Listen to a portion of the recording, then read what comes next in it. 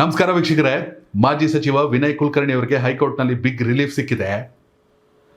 ಈ ಮೂಲಕ ಧಾರವಾಡ ಗ್ರಾಮೀಣ ವಿಧಾನಸಭಾ ಕ್ಷೇತ್ರಕ್ಕೆ ನಡೆಯಬಹುದು ಎನ್ನಲಾಗುತ್ತಿದ್ದಂತಹ ಉಪಚುನಾವಣೆಗೆ ಬ್ರೇಕ್ ಬಿದ್ದಿದೆ. ಎಸ್, ವಿನಯ್ ಕುಲಕರ್ಣಿ ಶಾಸಕರಾಗಿ ಮುಂದುವರಿತಾರೆ 2028 ಚುನಾವಣೆಯವರೆಗೂ. ಯಾಕಂದರೆ ಇನ್ನೊಂದು ಆಲ್ಮೋಸ್ಟ್ ಒಂದೂವರೆ ವರ್ಷ 7 ತಿಂಗಳು 8 ತಿಂಗಳು ಇರೋವಂಥದ್ದು ಅವಕಾಶ. ವಿನಯ್ ಕುಲಕರ್ಣಿ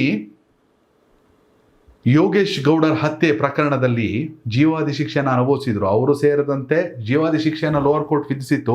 ವಿನಯ್ ಕುಲಕರ್ಣಿ ಸೇರಿದಂತೆ 10 ಜನರಿಗೆ ಕೂಡ ಇದೀಗ ಹೈಕೋರ್ಟ್ ಲೋವರ್ ಕೋರ್ಟ್ ನುಡಿದ ಶಿಕ್ಷೆಗೆ ತಡೆಯಾಜ್ಞೆಯನ್ನು ನೀಡಿದೆ. ತುಂಬ ಚೆನ್ನಾಗಿ ನೆನಪಿದೆ, ರಾಜ್ಯದ ನೂತನ ಮುಖ್ಯಮಂತ್ರಿ ಡಿ ಕೆ ಶಿವಕುಮಾರ್ ಅವರು ಹಿಂದೆ ಜೀವಾದಿ ಶಿಕ್ಷೆ ಪ್ರಕಟ ಆದಾಗ ನಮಗೆ ನ್ಯಾಯಾಲಯದ ಮೇಲೆ, ನ್ಯಾಯಾಂಗ ವ್ಯವಸ್ಥೆ ಮೇಲೆ ಗೌರವ ಇದೆ, ಹೈಕೋರ್ಟ್ನಲ್ಲಿ ಅಂದರೆ ಉನ್ನತ ಮಟ್ಟದ ಕೋರ್ಟ್ನಲ್ಲಿ ಅವರಿಗೆ ನ್ಯಾಯ ಸಿಗುತ್ತೆ ಅನ್ನೋ ವಿಶ್ವಾಸವನ್ನು ವ್ಯಕ್ತಪಡಿಸಿದರು. ಎಸ್, ಡಿ ಕೆ ಶಿವಕುಮಾರ್ ಅವರ ವಿಶ್ವಾಸ ನಿಜ ಆಗಿದೆ. ಇದರೊಂದಿಗೆ ವಿನಯ್ ಕುಲಕರ್ಣಿ ಅಷ್ಟೇ ಅಲ್ಲ, ಕಾಂಗ್ರೆಸ್ ಕೂಡ ಒಂದು ರೀತಿ ಶಕ್ತಿ ಬಂದಂತೆ ಕಾಂಗ್ರೆಸ್ಸಿಗೆ.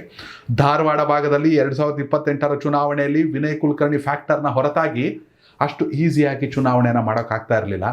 ಈಗ ವಿನಯ್ ಕುಲಕರ್ಣಿ ಕೇವಲ ವ್ಯಕ್ತಿಯಾಗಿ ಅಲ್ಲ, ಶಕ್ತಿಯಾಗಿ ಕಾಂಗ್ರೆಸ್ನ ಪರವಾಗಿ ನಿಲ್ತಾರೆ 2028 ಚುನಾವಣೆಗೆ ಅನ್ನೋದು ಅವರ ಅಭಿಮಾನಿಗಳ ಆಶಯ. ವೀಕ್ಷಕರೇ, ನ್ಯಾಯಾಲಯದ ತೀರ್ಪನ್ನು ಗೌರವಿಸಬೇಕು. ವಿನಯ್ ಕುಲಕರ್ಣಿ ಅವರು ನ್ಯಾಯಾಲಯದ ಅನುಮತಿ ಇಲ್ಲದೆ ದೇಶವನ್ನು ಬಿಟ್ಟು ಹೋಗುವಂತಿಲ್ಲ.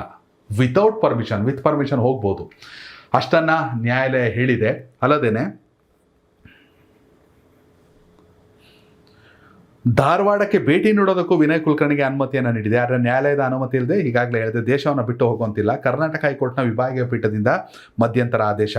ಆರೋಪಿಗಳಾದ Dinesh M, Ashwath S, Sunil K S, Nazeer Ahmed, Shahnawaz, Nutan K, Harshith ಸಿಗೂ ಜಾಮೀನು, ಹಾಗೆ ಚೆನ್ನಕೇಶವ ಟಿಂಕರಿಂಗ್ ಅವ್ರಿಗೂ ಜಾಮೀನು ಮಂಜೂರಾಗಿದೆ.